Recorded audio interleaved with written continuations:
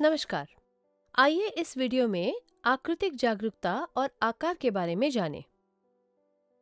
आकृतिक जागरूकता, जिसे हम स्पेशल अंडरस्टैंडिंग कहते हैं, यह मुख्य रूप से पहली और दूसरी कक्षा में पढ़ने वाले बच्चों को सिखाई जाती है।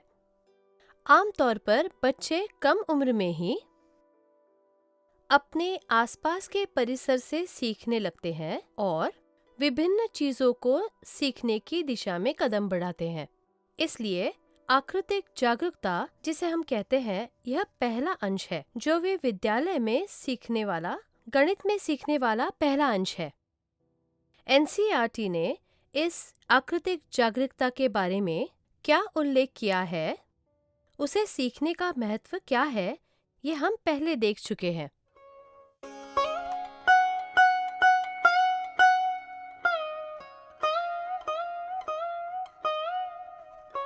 आकृतिक जागरूकता यानी स्थान या आकृतिक जागरूकता की संकल्पना कम उम्र में ही स्पष्ट हो तो इसे ज्यामिति का आधार है, ऐसा कह सकते हैं। यदि वो कम उम्र में ही इसे ठीक से समझते हैं तो भविष्य में ज्यामिति पढ़ना उनके लिए आसान होगा, ऐसा हम कह सकते हैं। छोटे बच्चे, आपने देखा ही होगा, छोटे बच्चे अपने आप को ही देखते रहते हैं। वह अपने हाथ पैर जांचती है और बाद में धीरे धीरे दूसरों को देखती है। इसी तरह जैसे जैसे वह बढ़ती है, न केवल अपना बल्कि वह अपने परिवेश का अवलोकन करना शुरू कर देगी। जब वे पाठशाला में यानी पहली कक्षा में आते हैं, तब तक वे वस्तुओं और परिवेश की संकल्पना से परिचित हो चुके होते हैं। उन्हें संकल्पना शायद पता हो, पर किसी ने भी उन्हें संरचित ढांचे से पढ़ाया या सिखाया नहीं होगा। इसीलिए पाठशाला में हम उन्हें संरचित तथा व्यवहारिक तरीके से गणित सिखाने की ओर बढ़ते हैं। अब ये परिवेश क्या है और हमारे आसपास क्या होता है? यह रंग हो सकते हैं, आकार हो सकते हैं या कुल अव्यवस्था भी हो सकती है।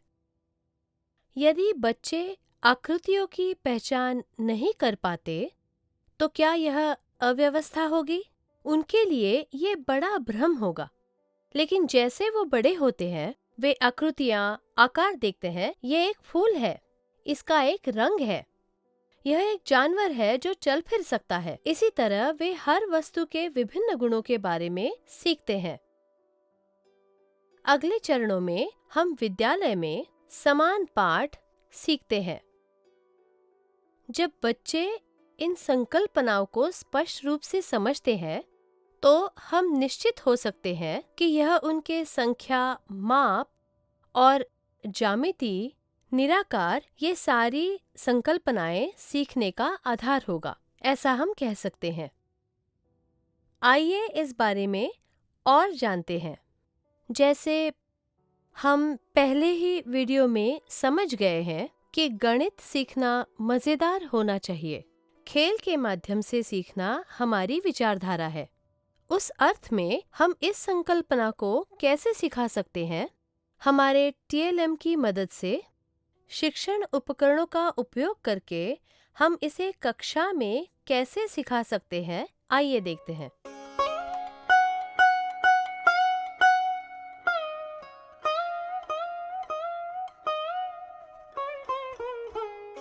आकृतिक जागरूकता और आकृतियाँ।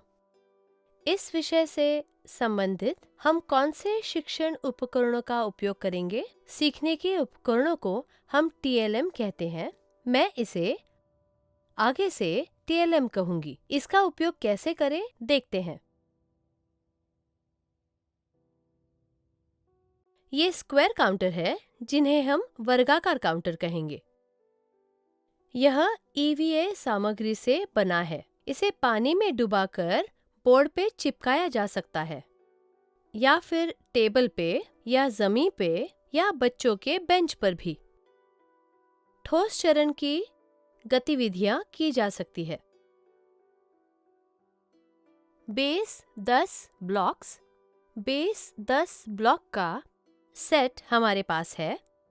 इसमें पीले क्यूब्स और लाल बेस 10 ठोस खंड। ये संकल्पना सीखने के लिए इन दो उपकरणों का हम उपयोग करेंगे। ये ठोस वस्तुएं हैं क्योंकि इनमें ढक्कन है। यह एक डिब्बे की तरह है, बॉक्स की तरह। हम इसे एक डिब्बे की तरह उपयोग करेंगे। अबेकस के मनके, हम इसे अबेकस के छल्ले कहते हैं। विभिन्न रंगों के अबेकस छल्ले हैं हमारे पास। क्योंकि ये विभिन्न रंगों के हैं, हम इन्हें रंग और आकृतियां सिखाने के लिए उपयोग करेंगे। हमारे पास यहाँ अंश आकार और अंश स्ट्रिप्स है। हालांकि इन टीएलएम का उपयोग अंश पढ़ाने के लिए होता है, यहाँ हम इसका उपयोग आकृतियों की अवधारणाओं को दिखाने के लिए करेंगे, न कि संख्या। इस तरह हम अपने बच्चों को आकृतियां दिखाकर सिखाते हैं। आकृतिक जागरूकता, स्थानिक ज्ञान, ये बच्चों के लिए बड़े शब्द लगते हैं। पहली और दूसरी कक्षा के छोटे बच्चों के लिए ऐसे बड़े शब्द उपयोग करना जरूरी नहीं है। ये शब्द केवल हमारी समझ के लिए है। उन्हें क्या सीखना है, वो क्या सीख पाएंगे, बस वही उन्हें सरल और आसान तरीके से पढ़ाया जा सकता है।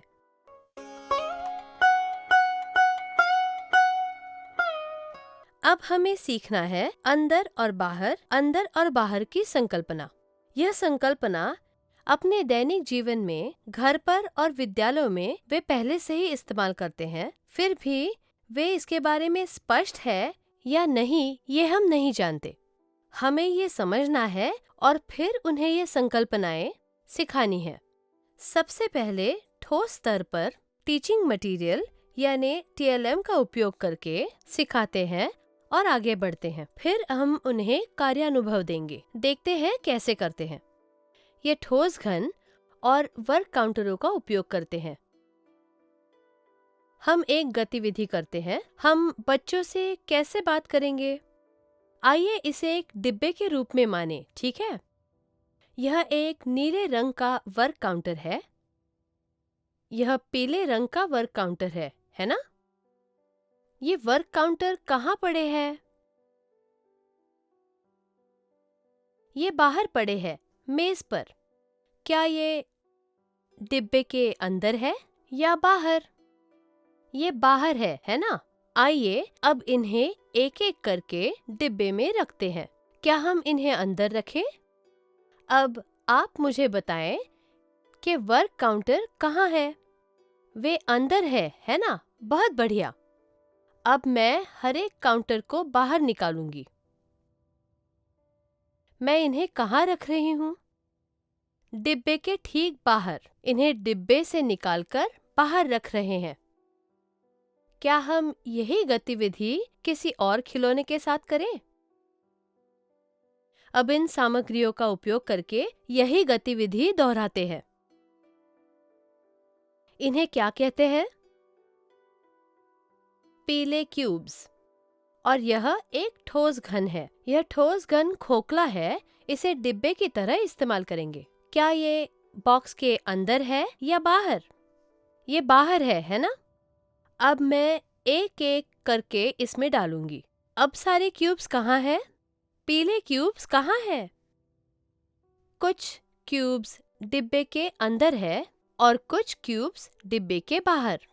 आप कुछ छात्रों को बुलाएं, उनको ये कृति करने को कहे, इनको डिब्बे में रखने को कहे। इसी तरह हम बच्चों को भी शामिल कर सकते हैं। अब ये सारे अंदर है। ऐसी गतिविधि का आयोजन न केवल टीएलएम का उपयोग करते हुए, बल्कि आसानी से मिलने वाली वस्तुओं को लेकर, जैसे कि पत्तियां, फूल, बीज आदि का उपयोग भी इसके लिए कर सकते हैं। आप बच्चों को ये प्राप्त करने को कह सकते हैं। जो भी उपलब्ध हो, जिसमें बहुत सारे रंग हो। अगर हम उन्हें छोटे खिलौने लाने को कहे तो वो खुशी से लाएंगे और शामिल होंगे। जब हम उन्हें कुछ जिम्मेदारी से लाने को कहते हैं तो वे इसमें शामिल होकर इनका स्वामित्व विकसित होता है। वे खुश होंगे कि उन्होंने जो लाया था उससे वो सीख पाएं। उन्हें प्रोत्साहित करें।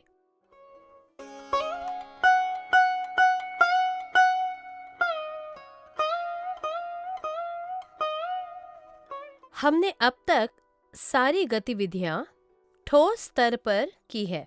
कक्षा में बच्चों को हमारी गतिविधियों में भी शामिल किया जा सकता है।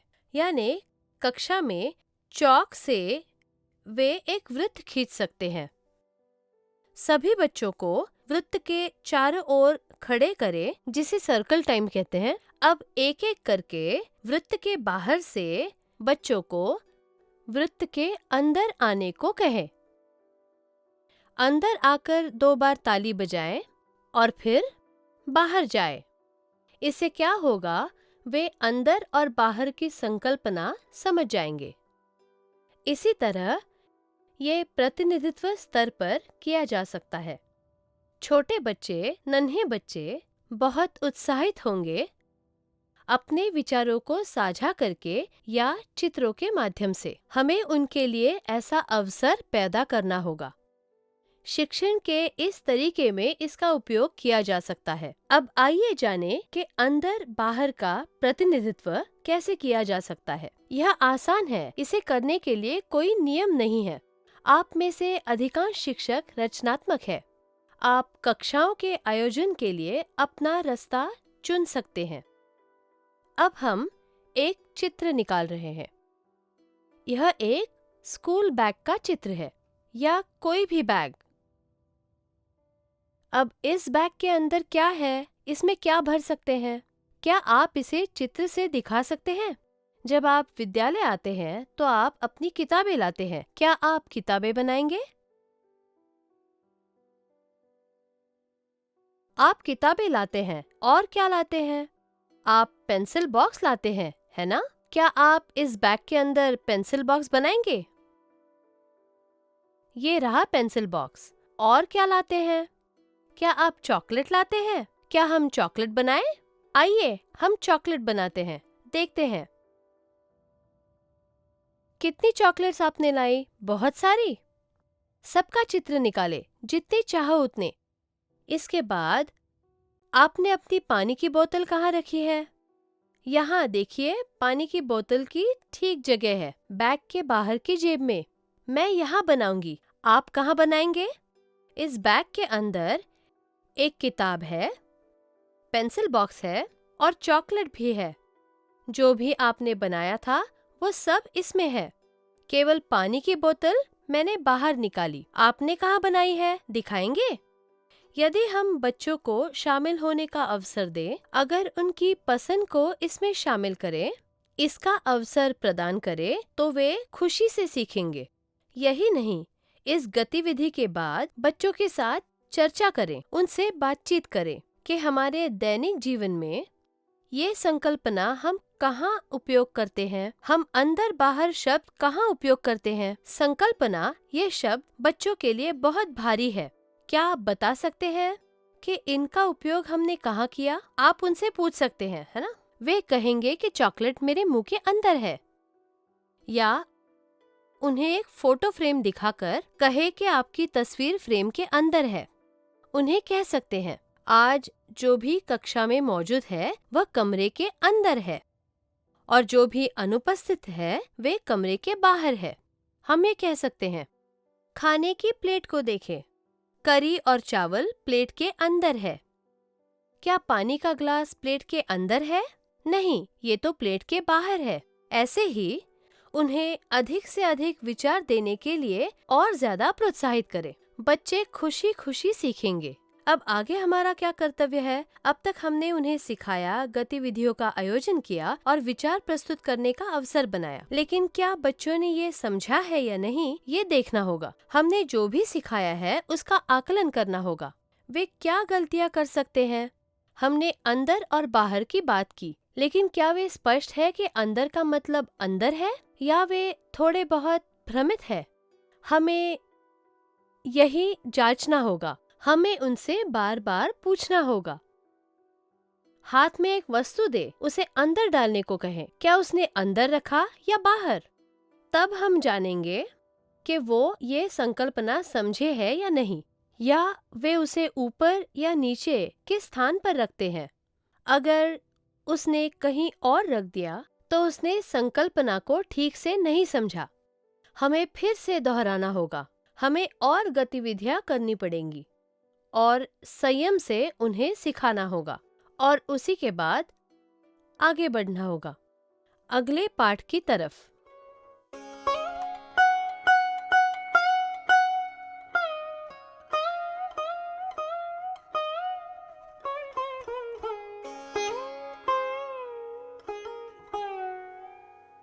अगला विषय है ऊपर और नीचे। आइए इस ठोस घन को ले इसका उपयोग डिब्बे के रूप में करेंगे। मेरे पास कुछ वर्क काउंटर है। अब मैं उन्हें डिब्बे के ऊपर रखूंगी। ये कहाँ है? वर्क काउंटर कहाँ रखे हैं? इस डिब्बे के ऊपर, है ना? अगर मैं इनको एक एक करके यहाँ रखूं, अब ये कहाँ है? अब ये बाहर है। ये अंदर नहीं, बाहर है। क्या ये ऊपर है? नहीं, ये डिब्बे के नीचे है ना? ये डिब्बे के ऊपर नहीं है, ये यहाँ नीचे है। हम ये भी कह सकते हैं, यदि हम डिब्बे को काउंटर के ऊपर रखते हैं, तो अब वर्क काउंटर कहाँ है? ये वर्क काउंटर डिब्बे के ऊपर नहीं है, ना ही वे डिब्बे के बगल में है, पर वे डिब्बे के नीचे है। यही दिखाने के लिए अन्य वस्तु लेते हैं। अब समझाना आसान होगा। अब ये कहाँ है? ये डिब्बे के ऊपर है। अब इस पट्टी को हम डिब्बे के नीचे रखते हैं। ऊपर, नीचे, है ना? अभी ऊपर और नीचे। ये कल्पना इस तरह सिखाई जा सकती है। उसी प्रकार हमारे पास एक लाल डिब्बा है। अब क्या इस डिब्बे के ऊपर हम कुछ रखें? हम क्या रख सकते हैं? क्या हम वर्क काउंटर रखें? ठीक है, मैं ये रखूंगी। हम येलो क्यूब्स भी रख सकते हैं। ये सब अब कहाँ है? ये इस लाल डिब्बे के ऊपर है। अब मैं इनमें से एक एक नीचे रखूंगी, ठीक है? चलो एक एक चीज नीचे रखते हैं। हम इन सब को नीचे रखते हैं। इस तरह हमने ये गतिविधि इन वस्तुओं से की है। इसी तरह कक्षा में हम बच्चों को ऐसी गतिविधियों में व्यस्त रख सकते हैं।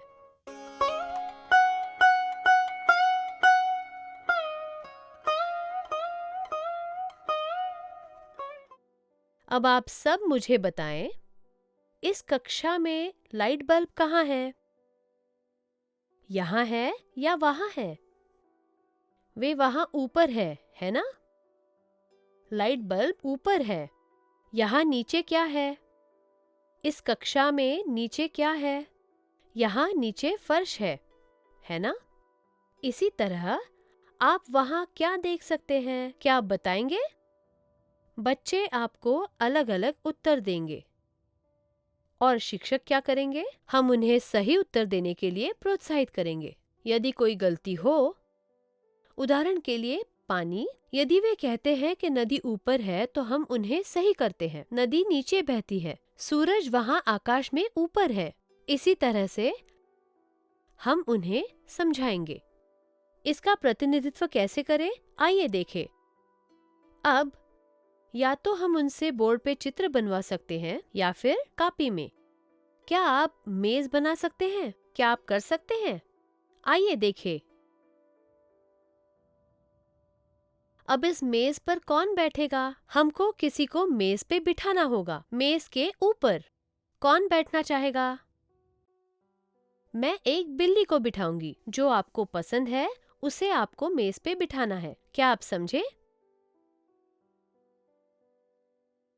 बच्चों को जो पसंद है उन्हें वो बनाने की इजाजत हमें देनी चाहिए। ये कोई चित्रकला का वर्ग नहीं, ये गणित की क्लास है।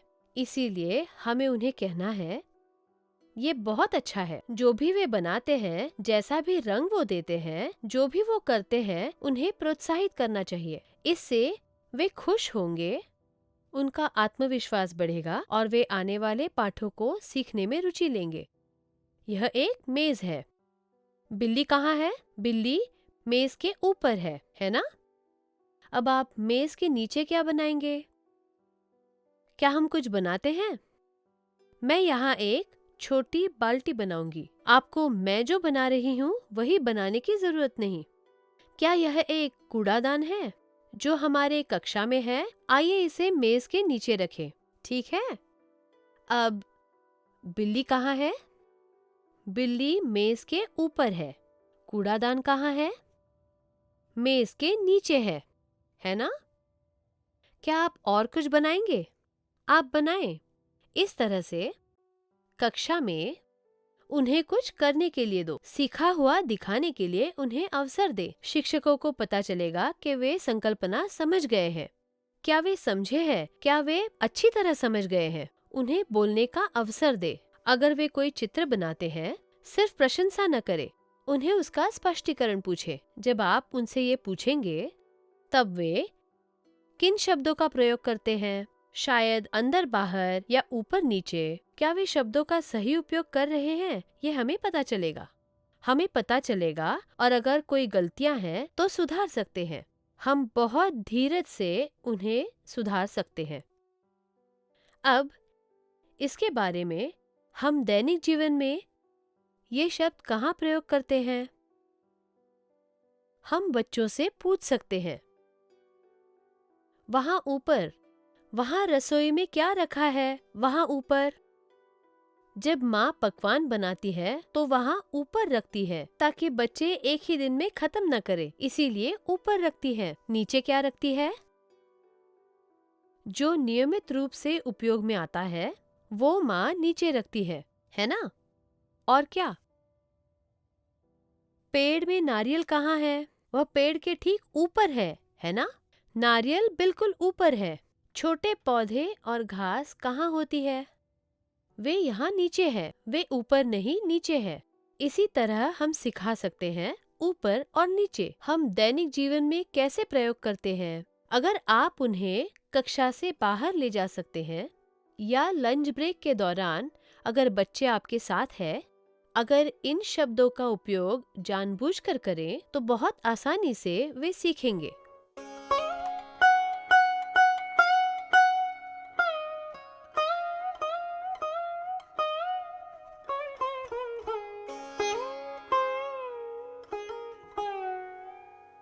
जैसा हमने देखा है, जिन शब्दों का आकृतिक जागरूकता में उपयोग होता है, जो विषय हम सीख चुके हैं, उनका हम हमारे दैनिक जीवन में उपयोग करते हैं। जैसे अंदर बाहर, ऊपर नीचे, इन शब्दों का प्रयोग करने पर बच्चों को समझ आ जाना चाहिए। ऐसी एक और संकल्पना है, वो है निकट और दूर। निकट और दूर।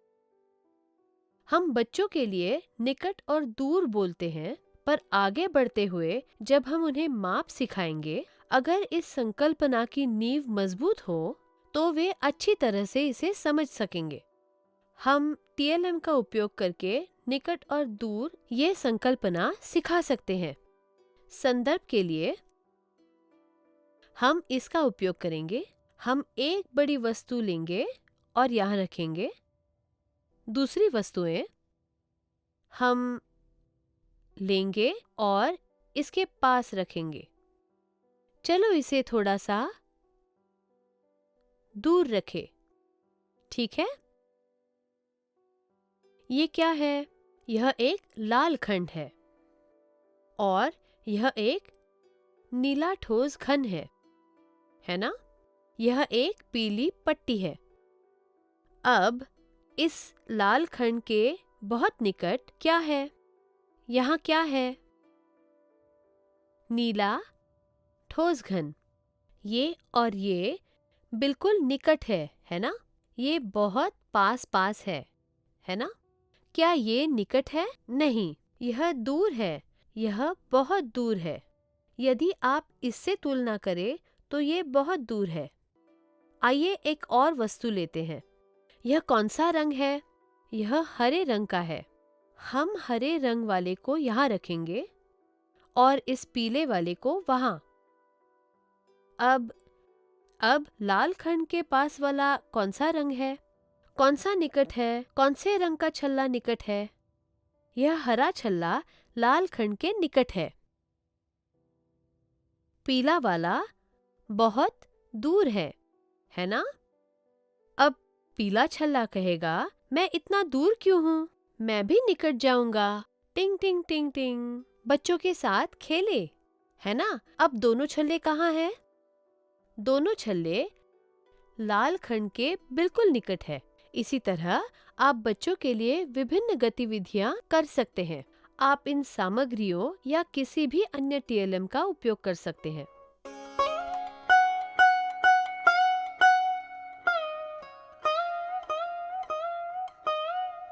इसी प्रकार हम कक्षा के बच्चों को शामिल कर सकते हैं। मैं 2 बच्चों को बुला रही हूँ। रमेश यहाँ खड़े होंगे और गौरी आप दूर जाकर खड़ी रहना। अब पास आना। ऐसी गतिविधियां कक्षा में कर सकते हैं। साथ ही आप उनसे पूछ सकते हैं, आपकी कक्षा में, आपके विद्यालय के पास शायद कोई पेड़ होंगे, गुलाब के पौधे, वे बिल्कुल बाहर है।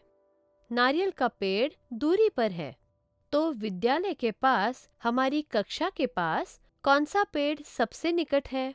वो कहेंगे गुलाब का पौधा। दूरी पर क्या है? नारियल का पेड़ दूर है। इसी तरह हम बच्चों को सिखा सकते हैं। इसी चीज को स्क्वायर लाइन पुस्तक में चित्र बनाकर उन्हें पढ़ाया जा सकता है। छोटे बच्चों को कॉपी में चित्र निकालना पसंद है। कुछ बच्चे भले ही चित्रकारी न जानते हो, लेकिन हमें उनकी आलोचना नहीं करनी है। कभी कभार बच्चे बिल्कुल पसंद नहीं करते, उन पर दबाव न डालें। कक्षा में एक डिब्बा रखें, कुछ अखबार के कतरन रखें। उन कतरनों को यहाँ अपनी कॉपी में चिपकाया जा सकता है। हम बच्चों को उन कतरनों को अपनी कॉपी में चिपकाने के लिए कह सकते हैं। इस प्रकार जिन्हें चित्रकारी पसंद नहीं, उन पर दबाव नहीं आएगा। वे डांट से डरेंगे नहीं। संकल्पना का प्रतिनिधित्व करने के लिए उन्हें यहाँ दिखाना होगा। उन्हें ये खुशी से करना चाहिए। उन्हें ये किसी प्रकार से सजा नहीं लगनी चाहिए। निकट और दूर हम चित्र से दिखाएंगे। हम क्या बनाएंगे? कोई भी वस्तु। कोई घर। क्या हम किसी घर का चित्र बनाते हैं? ठीक है। घर में दरवाजे और खिड़कियां बनाएं। ठीक है। अब घर पूरा हुआ। अब घर के निकट क्या है? हम क्या बनाएंगे? क्या हम फूल का पौधा बनाएं? घर से बहुत दूरी पर क्या है? आप बताओ। नारियल के पेड़ बहुत दूरी पर है। पहाड़ियां भी बहुत दूर है। नहीं तो? क्या सूरज निकट है? नहीं ना, वह दूर है ना? क्या हम सूरज को घर से दूरी पर बनाएं? अब बच्चों ने चित्र बनाया है। चित्र बनाने का अवसर दे, किंतु उन्हें विषय से भटकने न दे। चित्र बनाते समय बच्चों को विषय से भटकने न दे। हम निकट और दूर बना रहे हैं, उन्हें ये भूलना नहीं चाहिए। शिक्षकों ने मुझे चित्र बनाने को कहा तो मैं जो चाहूं बनाऊं, ऐसा नहीं करना चाहिए। उन्हें प्यार से सिखाना चाहिए। उनसे इसका स्पष्टीकरण ले।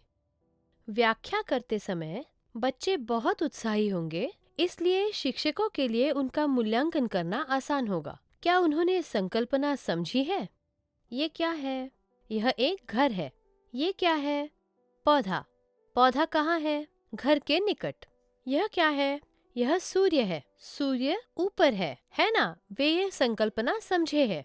सूर्य दूर है या निकट है? उन्हीं की भाषा में प्रश्नों के उत्तर ढूंढने आना चाहिए। ऐसे ही प्रश्न हमें पूछने चाहिए, उन्हें समझ में आना चाहिए। इसी तरह ये निकट और दूर हमारे दैनिक जीवन में कहाँ इस्तेमाल करते हैं, इसके बारे में बच्चों से बात करें। बच्चों से बोलते रहे। उन्हें पूछें, मैसूर कितनी दूर है? क्या निकट है? नहीं, बहुत दूर है। इस तरह। या फिर कोई और वस्तु ले। ये कहाँ है? क्या ये निकट है? हमारी कक्षा में मेज पर एक चौक का डिब्बा है। मैं ये लूंगी। ये मेरे निकट है तो मैं इसे लूंगी। पर डस्टर बहुत दूर है, क्या आप मेरे लिए लाएंगे? फिर छात्र को डस्टर लाने के लिए कहने के साथ बहुत दूर है, आप ले आए, उसे दूर शब्द याद रहेगा। वह निकट और दूर का सही उपयोग जान जाएगा।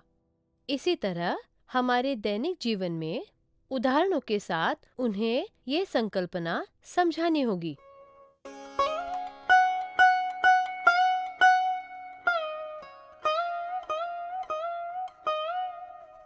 अब अगली संकल्पना हम सीखने वाले हैं लंबी और छोटी।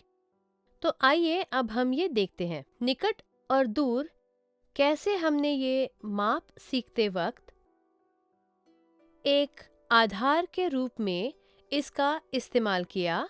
इसी तरह लंबे छोटे की संकल्पना भी माप के लिए एक आधार है। हम इसे पढ़ाने के लिए कुछ टीएलएम्स का इस्तेमाल करेंगे। अब ये लाल रंग की पट्टी कैसे लग रही है? यह लाल रंग की है। हाँ। क्या यह छोटी है? नहीं, यह लंबी है। ये लंबी पट्टी है। ये वाली, ये कौन से रंग की है? सफेद रंग की। ये, क्या ये छोटी है या बड़ी? लाल की तुलना में ये छोटी है ना? यदि हम दोनों को ऐसे रखें, लाल पट्टी लंबी है, बहुत लंबी है। ये वाली छोटी है, ये बहुत छोटी है ना? ये वाली लंबी पट्टी है और ये छोटी पट्टी। अब एक और वस्तु लेते हैं। अब ये क्या है? ये कौन से रंग का है? यह एक पीला वर्क काउंटर है ना? ये पीला काउंटर, क्या ये लंबा है? नहीं, है ना? यह तो बहुत छोटा है। सफेद पट्टी की तुलना में यह पीला काउंटर बहुत छोटा है। ये बहुत छोटा है, काफी छोटा। लाल पट्टी की तुलना में भी यह बहुत छोटा है। इस प्रकार लंबा और छोटा सिखाया जा सकता है। अब इसी संकल्पना को एक और टीएलएम का उपयोग करते हुए समझें। यह एक लाल ठोस खंड है और ये एक नीला ठोस घन है। लाल खंड लंबा है और नीला घन छोटा है ना? इसी तरह ये छोटा वाला यहाँ रखते हैं। अब कौन सा लंबा है और कौन सा छोटा? लाल ठोस खंड लंबा है और ये वाला छोटा है। इसी तरह बड़े छोटे की संकल्पना को भी सिखाया जा सकता है। यह बड़ा है और ये छोटा। ये इससे बड़ा है।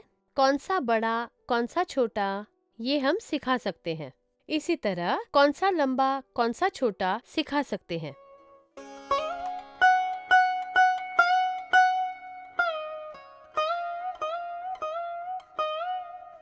बच्चे अक्सर लंबे छोटे की चर्चा करते हैं। जब वे छुट्टियों से लौटते हैं तो उन्हें एक दूसरे में वृद्धि दिखाई देती है। ओह, आप कितने लंबे हो गए, शिक्षक कहते हैं। बच्चे कहते हैं, मुझे देखे, मैं उससे लंबा हो गया हूँ। इसी तरह गतिविधियाँ कक्षा में ली जा सकती है। किसकी पेंसिल लंबी है, कौन लंबा है, कौन छोटा है, ऐसी बच्चों की तुलना करने के बजाय शिक्षक कहे, आप अपनी पेंसिल निकालो, किसकी पेंसिल लंबी है, किसकी छोटी है, ऐसा वे पूछ सकते हैं। जब आप बहुत लिखेंगे तब आपकी भी पेंसिल छोटी होगी। इस तरह वे चर्चा कर सकते हैं और गतिविधियाँ आयोजित कर सकते हैं। चित्र बनाने को कहे, क्या हम उनसे चित्र बनवाएं? यहाँ एक आकृति निकाले। यहाँ एक दूसरी छोटी आकृति बनाएं। बच्चे रंगों के बारे में जानते ही हैं, तो आप बच्चों से पूछ सकते हैं, कौन सी आकृति लंबी है? जो भी लंबी है उसमें रंग भरे। छोटी आकृति में रंग ना भरे, सिर्फ लंबी वाली में रंग भरे। तब जाके वे चित्र में रंग भरने लगेंगे। अब बच्चे आकृति में रंग भरने लगेंगे। शिक्षक कक्षा में घूम सकते हैं और निरीक्षण कर सकते हैं। अगर कोई छोटी आकृति में रंग भर रहा हो तो शिक्षक समझ पाएंगे कि उसकी संकल्पना अस्पष्ट है। उन्हें फिर से पढ़ाना होगा। ये वाली लंबी है, इसमें रंग भरना होगा। आपको इस वाली में रंग भरने हैं, ना कि छोटी वाली में। इस तरह मूल्यांकन भी साथ साथ ही होगा। इसके बजाय वे अपनी खुद की पसंद का चित्र भी बना सकते हैं। कोई चीज जो लंबी हो, एक सांप हो सकता है, लंबा होने की जरूरत नहीं। यह जमीन के समांतर हो सकता है, लंबा भी हो सकता है। सांप लंबा होता है, तो क्या गिरगिट लंबा है या सांप लंबा है? सांप ज्यादा लंबा होता है। इसी तरह किसके बाल लंबे हैं? इस तरह मजे के साथ सीखना हो सकता है। किसके बाल लंबे हैं, किसके छोटे हैं, ऐसी भी चर्चा हो सकती है।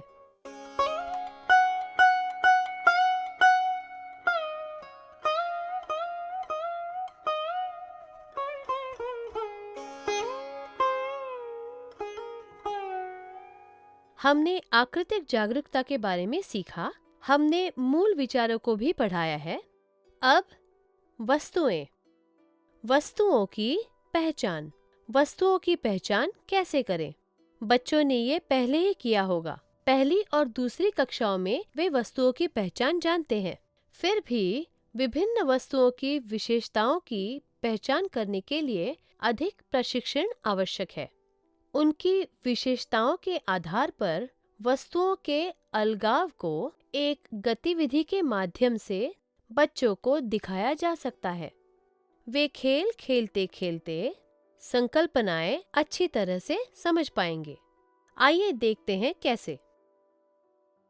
अब मैं कुछ TLM लूंगी और इकट्ठे रखूंगी यहाँ, ठीक है? और मैं बच्चों से पूछूंगी, ये क्या है? यह एक वर्ग काउंटर है। यह क्या है? एबेकस के छल्ले। बच्चों को ये छूने दे, तब वे जानेंगे कि ये अलग है। इसकी और इसकी, इन दोनों की विशेषताएं अलग है, वो समझेंगे। ये एक पीला क्यूब है, ये अलग है। अब ये मैं उन्हें दूंगी और उन्हें आकार के आधार पर अलग करने को कहूंगी। कौन सी ऐसी दिखती है, ऐसी महसूस होती है, इसी आकृति की है, इसी आकार की है, उन्हें अलग रखें उनके आकार और आकृति के आधार पर।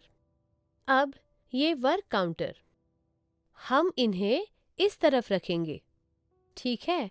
और अब ये सारे पीले क्यूब्स, इन सब को एक समूह में यहाँ रखें। अब कुछ बच्चे बहुत ही व्यवस्थित होते हैं। वो पहले ये अलग करेंगे और बाद में ये वाले। पर कुछ बच्चे ऐसे होते हैं जो एक एक उठा के अलग करने लगते हैं। हमें उन्हें एक विशेष तरीके से करने के लिए मजबूर नहीं करना चाहिए। अंततः उन्हें आकृति की विशेषताओं को समझकर एक दूसरे से अलग करना चाहिए और समूह में रखना चाहिए। उन्हें अपना समय लेने दे, उन्हें इन्हें देखने दे। ये पीला है, ये लाल है, मैं पहले नीला उठाऊंगी और नीले को अलग करूंगी। इस तरह खुशी से बातें करते करते वे अलग करेंगे। उन्हें करने दे, उनको प्रोत्साहित करे, उनकी प्रशंसा करे। इसी तरह हम उनसे बहुत सारी गतिविधियां करवा सकते हैं। सुबह की सभा के समय हम उन्हें फूल उठाने को कह सकते हैं, छोटे छोटे पत्थर जिससे उन्हें चोट न पहुंचे, ये सब वो उठाकर एक साथ रख सकते हैं और अलग कर सकते हैं। सीताफल के बीज, इमली के बीज, ऐसे बीज डिब्बे में रख सकते हैं। इन सब का उपयोग कक्षा में अलगाव करने के लिए हो सकता है। सभी पत्तियों को एक तरफ करो, बीजों को एक तरफ करो, ये कर सकते हैं। अब हमने क्या किया है? हमने वस्तुओं के आकार के आधार पर अलग किया है। अब इसी गतिविधि को और तरीके से कर सकते हैं। हम इन सब के रंग जानते हैं। अब इनके रंगों के आधार पर उन्हें अलग करेंगे। ये कौन सा रंग है? हरा रंग है। ये कौन सा रंग है? ये लाल रंग है। ये वाला पीला है। क्या हमारे पास कोई और रंग है? नहीं ना, बस यही रंग है। ये हरा इस वाले हरे से अलग है, पर हम इन सभी को हरा कहेंगे, ठीक है? ये लाल और ये लाल अलग है, पर हम दोनों को लाल ही मानेंगे। हम इनके रंगों के आधार पर इन्हें अलग करेंगे। हम कहाँ से शुरू करें? आप बताएं कौन सा रंग? पीला ज्यादा है ना? चलो पहले पीले अलग करते हैं। लाल हम इस तरफ रखेंगे। अब हरे रंग वाले लेके यहाँ इकट्ठे करेंगे। अब क्या बचा? नीले वाले। अब नीले वाले यहाँ रखेंगे, इस तरह। अब हमने रंगों के आधार पर अलग किए हैं। देखो तो कितना अच्छा लग रहा है। सारे रंग एक साथ। हमने इन सब रंगों को अलग करके रखा है। हमने क्या किया? इनका रंग के आधार पर अलग किया, इनका वर्गीकरण किया। बच्चों के लिए वर्गीकरण और अलगाव ये दोनों शब्द बहुत बड़े हैं। ये केवल हमारी समझ के लिए है। हम कह सकते हैं कि इन्हें अलग करें, उन्हें अलग अलग रखें, तब ये आसान हो जाता है। इस तरह ये कृति हम अलग अलग वस्तुओं से कर सकते हैं, जैसे चूड़ियाँ। बच्चे चूड़ियाँ लेकर भी कर सकते हैं। रंग के आधार पर उन्हें अलग करने को कहें, इस तरह खेल सकते हैं। इसके बाद तुलना। आकार के आधार पर वस्तुओं की तुलना, आकारों की तुलना, यानी वस्तुएं मापना नहीं। बच्चे अभी मापना सीखे नहीं हैं, पर सिर्फ देख के, इनका निरीक्षण करके उन्हें समझना चाहिए। ये बड़ा है, ये छोटा है, ये लंबा, ये छोटा, ऐसे इन संकल्पनाओं को समझना होगा। आइए इसके लिए कुछ कृतियां करें। ये पीला है, ये सफेद है, ये हरा, ये नीला है। क्या ये सब एक आकार के हैं? क्या वे सभी बड़े हैं या सभी छोटे? ये अलग है। ये इन सब से बड़ा है ना? अब अगर हम ये दो लें, कौन सा बड़ा है और कौन सा छोटा? ये बड़ा है, ये छोटा है। ये हम पहले देख चुके हैं। अगर हम ये लें तो कौन सा छोटा है? पीला नीले से छोटा है। ये दोनों नीले से छोटे हैं, है ना? अगर हम ये लें, ये छोटा है और ये बहुत छोटा है, बिल्कुल छोटा। इन सब में से कौन सा सबसे बड़ा है? आप बताएंगे? ये है ना? ये सबसे बड़ा है। कौन सा सबसे छोटा है? ये वाला? नहीं, ये सबसे छोटा है, बिल्कुल नन्हा। इन दोनों में से कौन सा छोटा है? दोनों बिल्कुल समान है ना? तो कोई भी ले सकते हैं। एक हम यहाँ रख देंगे। ये वाला ठीक है। ये सबसे छोटा और ये सबसे बड़ा। इस तरह हम उन्हें तुलना सिखा सकते हैं, सिर्फ इन्हें देख के।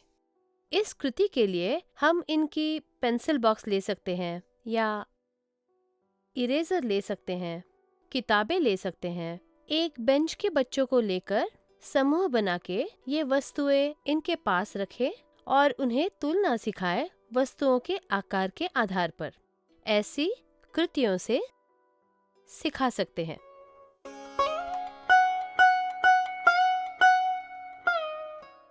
इस संकल्पना में अगला विषय है लुढ़कना और खिसकना। ये भी हम खेलों से सिखा सकते हैं। ये बहुत महत्वपूर्ण विषय है। इसमें बच्चे वस्तुओं का बारीकी से निरीक्षण करना सीखेंगे।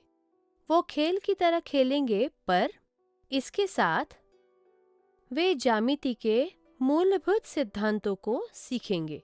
वो ज्यामिति के महत्वपूर्ण सिद्धांतों को सीखेंगे इन्हीं खेलों से।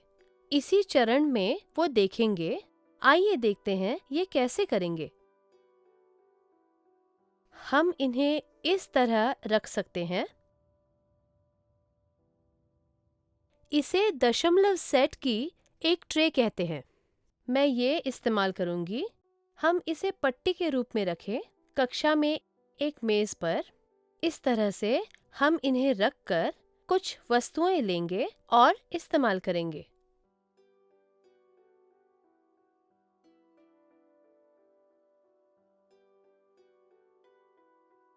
मैंने ये सारी वस्तुएं ली हैं। अब मैं आपको दिखाऊंगी। यहाँ पे इसे लुढ़कना कहते हैं। अगर मैं इसे छोड़ दूं तो ये कार की तरह दौड़ेगा। इस चाल को लुढ़कना कहते हैं। अब इस चाल को खिसकना कहते हैं। अगर ये बस ऐसे बढ़ेगा तो इसे खिसकना कहते हैं। बरसात के मौसम में बहुत सारे बच्चे ऐसे ही दौड़कर फिसलते हैं। इसी तरह इसे खिसकना कहते हैं। अब एक एक करके मैं आप सबको इनकी गति दिखाऊंगी। आपको मुझे बताना होगा, आप ही को बताना होगा इस गति को क्या कहते हैं। अब इस गेंद को मैं यहाँ से छोड़ूंगी। क्या हुआ? क्या ये खिसका? क्या ये लुढ़का? ये लुढ़का है ना? ये लुढ़का, ये नीचे की तरफ लुढ़का। अगर मैं ये लूं, मैं इसको धक्का दूंगी, ये अपने आप से लुढ़क नहीं रहा, ये खिसक रहा है। इसी तरह ये पीला क्यूब भी खिसक रहा है। अब इसके साथ क्या होगा? क्या ये लुढ़केगा या खिसकेगा? आइए देखें। ये नीचे की तरफ गिर या लुढ़क नहीं रहा है, ये तो सिर्फ फिसल रहा है। यह एक ठोस घन है, नीला ठोस घन। ठोस घन खिसकता है। अब यह लाल खंड है, इसके साथ क्या हो रहा है? ये भी फिसल रहा है ना? अब इसे दोबारा देखें, ये लुढ़क रहा है। इस कलम के साथ क्या होगा? आइए देखें, क्या ये लुढ़केगा या खिसकेगा? ये लुढ़क रहा है ना? इसे लुढ़कना कहते हैं। अब इसके साथ क्या होगा? अगर हम इसे ऐसा रखते हैं, ये खिसक रहा है। अगर हम इसे ऐसा रखें, देखो बिल्कुल पेन की तरह है। अगर ऐसा रखते हैं तो यह लुढ़कता है। ये वस्तु अगर ऐसी रखे तो खिसकेगी, अगर ऐसी रखे तो लुढ़केगी। ऐसा क्यों? क्या हम देखें? अब हम प्रत्येक वस्तु का निरीक्षण करेंगे। ये देखिए, हाथ लगाकर देखें। इसकी सतह समतल है, इसलिए वह लुढ़कता नहीं बल्कि खिसकता है। अगर हम ये गेंद लेते हैं, इसकी सतह समतल नहीं है, ये गोल है, इसीलिए यह लुढ़कता है। गेंद की सतह गोल है। क्योंकि इसकी सतह गोल है, यह खिसकता नहीं बल्कि लुढ़कता है। इस तरह। अब इस वस्तु की विशेषता क्या है? ये एक विशेष वस्तु है। ऐसा रखने पर ये खिसकता है, ऐसा रखने पर लुढ़कता है। ये वाला यहाँ देखें, ये यहाँ गोल नहीं है, इसकी सतह समतल है। ये वाली सतह समतल है। जब हम समतल सतह को यहाँ रखते हैं, जब ऐसा रखते हैं तो ये खिसकता है, जबकि गोल सतह के बल रखते हैं तो ये लुढ़क जाता है। अब ये लुढ़क रहा है। विभिन्न प्रयोगों के माध्यम से इसे सिखाया जा सकता है। जो भी वस्तु हम लेंगे, अब कोई और वस्तु लेते हैं। अब ये वाली लेते हैं, ये सफेद वाली। आइए बच्चों से पूछे, देखो ये कैसी है? क्या ये लुढ़केगा या खिसकेगा? बच्चे देखेंगे और कहेंगे, यहाँ तो कुछ गोल सतह है नहीं, यह गोल नहीं है इसलिए लुढ़केगा नहीं, ये तो खिसकेगा। अब पेंसिल का क्या होगा? अब पेंसिल ये कैसी है? इसकी सतह थोड़ी सी गोलाकार है, इसीलिए यह लुढ़क सकती है। ये लुढ़क सकती है। यही ये बच्चे समझेंगे और इसका उत्तर देंगे। भविष्य में इसका क्या उपयोग होगा? ज्यामिति के वर्ग में ये इस्तेमाल होगा। जब वे असमान और समान सतह का अभ्यास करने लगेंगे, जब उन्हें समस्याओं का हल ढूंढना होगा, ये ज्ञान वो इस्तेमाल कर सकेंगे। आकृतिक जागरूकता ये संकल्पना ये बच्चों के लिए बहुत आसान है। पहली और दूसरी कक्षाओं के बच्चों को दबाव महसूस नहीं होगा। वो खेलों की मदद से इसे तेजी से सीखेंगे। फिर भी हमें उन्हें विशेष ध्यान देना होगा ताकि हम ये सुनिश्चित कर सके कि बच्चे समझे हैं बिना किसी उलझन या गलतियों से। उलझन ऐसी जब हम ऊपर कहें तो बच्चा ऊपर दिखाए, ना अंदर की ओर। जब हम उन्हें ऊपर रखने के लिए कहें, बच्चा उसे ऊपर की ओर रखे, न कि डिब्बे के अंदर। तब हम जानेंगे कि बच्चा इसका मतलब ठीक से नहीं समझा। इस तरह बिना किसी गलतफहमी के पहली और दूसरी कक्षा के बच्चे अगर ये अच्छे से समझे तो भविष्य में शिक्षकों को अगले पाठ पढ़ाना सरल हो जाएगा। बच्चे भी तेजी से सीखेंगे। हमने अब तक देखा विभिन्न टीएलएम का उपयोग करके आकृतिक जागरूकता कैसे सिखाई जा सकती है। इतना ही नहीं, आसपास में उपलब्ध होने वाली सामग्री और अपनी खुद की रचनात्मकता का उपयोग करके मुझे यकीन है आप ये विषय अच्छे से सिखाएंगे। शुभकामनाएं।